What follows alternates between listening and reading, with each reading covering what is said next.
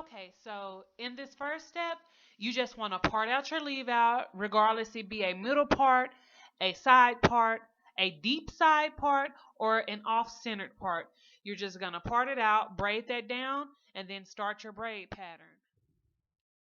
At this moment, I stopped braiding because, um, yes, I needed to clean up the nape of her neck because this is a bob and you don't want any stray neckline hairs, is a nice way to put it.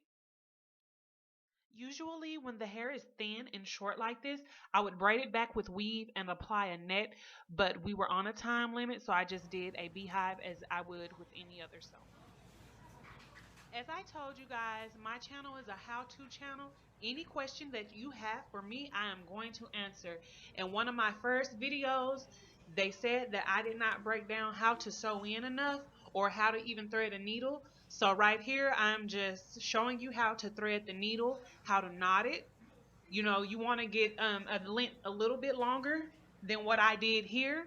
But the length I did here is a good length for beginners. That way you won't get it tangled up. So you're just going to loop it. You're going to bring both ends to an even point, and then you're going to cut it where you want the length to stop, and then you're just going to knot it. Right here, I only did one knot because I do pretty tight knots, but it's nice to do maybe two. In this step, you're just going to sew down the tail. You don't want to bunch it all in one spot. You want to evenly distribute it. That way you won't have any lumps, humps in your sew-in. Once you do that, you're just going to anchor on your first track in the back near the nape. This video is titled Bob on a Budget. As you see, we are using Premium 2 along with a few scrap pieces for this bob. Premium 2 is a hybrid hair blend, meaning it is partially human hair, partially synthetic. It curls for the most part, and it lasts a decent enough time for you to wear a sew-in for maybe a month. But it's not the best human hair, but you can definitely use it to get the look you are going for. What I have found to work the best is to go back and forth in a horizontal motion and to fold my tracks. That has given me the most space, most availability, and it allows me to put as much hair as I need into the sew-in. I have now started to install all of the scrap pieces and I am nearing the top. You want to make sure your tracks are extremely close together near the top because you don't want any spaces. You want it to fall very naturally and you want your bangs to be very beautiful and flowy.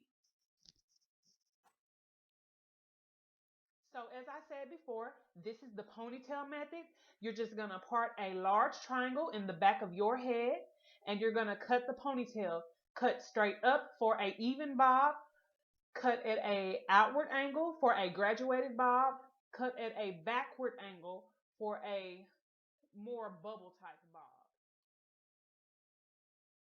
After completing the ponytail chop, you're just gonna make sure the sides are razored down from the shape of the bob, and then you're just gonna begin shaping it with your scissors. Since this is the cheat method for a bob, you want to make sure you're combing through it and pulling it to the side to be sure that it's actually falling right like a bob should before you begin to curl. I'm just beginning to curl the back under. I take the left side and I curl it over to the right side. I'm going to take the right side and I'm going to curl it over to the left side. Once I get up to the bang, I'm going to curl that backwards to create a feathered bang.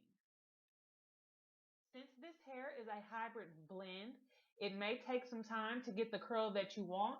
Don't be afraid to turn up the heat a little bit and don't be afraid to part in small sections and really try to go for that curl that you want. Just because this is a bob on a budget does not mean it does not have to be fabulous. As you see, with a little bit of time and a little bit of patience, we've gotten this hair to look fabulous. Just because you're going to use some leftover hair does not mean your bob does not have to be great. This hair is flowing, it's looking silky, and it's looking luxurious. At this point, I'm just going back in to go over my cuts. I don't want any stray pieces. You just want a nice clean bob. I don't want any pieces longer than the next. Don't be afraid to turn the heat down and go over it again just to try to get that bump that you are desiring. Especially if you had to go back through and recut excessively because this is the ponytail method and you wanted it to lay a little more naturally as if you actually went through and cut the bob with precision. Voila, you have completed your ponytail method bob on a budget.